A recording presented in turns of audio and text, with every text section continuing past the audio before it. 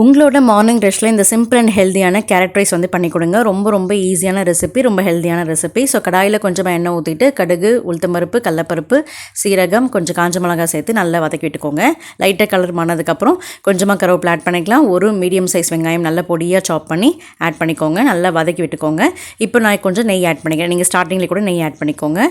So துருவின carrot வந்து add பண்ணி அது கேரட்டோட பச்சை வாசனை போகிற அளவுக்கு நல்லா வதக்கி விட்டுக்கலாம். இப்போ காரத்துக்கு மிளகாய்த்தூள், மஞ்சத்தூள், அப்புறம் கொஞ்சமாக உப்பு. ஸோ நல்லா மிக்ஸ் பண்ணதுக்கப்புறம் அந்த வாசனைலாம் போனதுக்கப்புறம் நீங்கள் வடிச்ச சாதத்தை வந்து நல்லா மிக்ஸ் பண்ணி நல்லா கலரி விட்டுக்கோங்க. ஸோ சைடில் உப்பு செக் பண்ணிக்கோங்க. கம்மியாக இருந்தால் இன்னும் கொஞ்சம் ஆட் பண்ணிக்கோங்க. ஸோ நல்லா மிக்ஸ் பண்ணி எடுத்தீங்க அப்படின்னா சூப்பர் டேஸ்டியான கேரட் ரைஸ் ரெடி. ஸோ ஃபைனலாக கொஞ்சமாக கொத்தமல்லி தூவிட்டு நல்லா மிக்ஸ் பண்ணிவிட்டு அதுக்கப்புறம் லஞ்ச் பாக்ஸில் பேக் பண்ணிக்கோங்க. ஸோ நான் இன்றைக்கி தொட்டுக்கு வந்து பார்த்திங்கன்னா வத்தல் தான் வச்சுருக்கேன். ஸோ கண்டிப்பாக இந்த ரெசிபி உங்கள் எல்லாருக்குமே பிடிச்சிருந்துக்கும் நம்புறேன். பிடிச்சிருந்தால் மறக்காமல் இந்த வீடியோ கூட லைக் பண்ணுங்கள்.